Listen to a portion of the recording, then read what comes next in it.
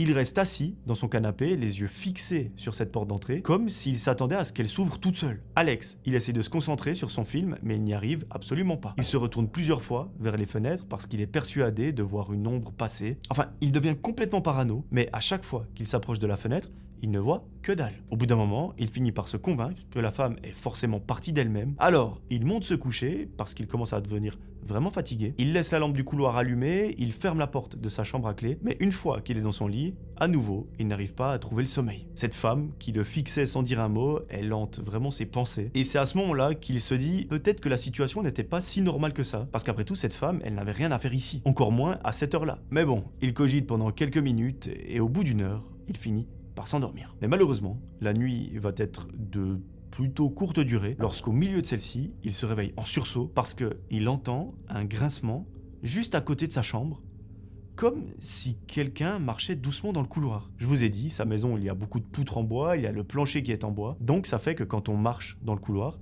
ça réveille absolument tout le monde. Alexandre, il se fige instantanément, il essaye de tendre l'oreille pour écouter ce qu'il se passe, et là, les bruits continuent.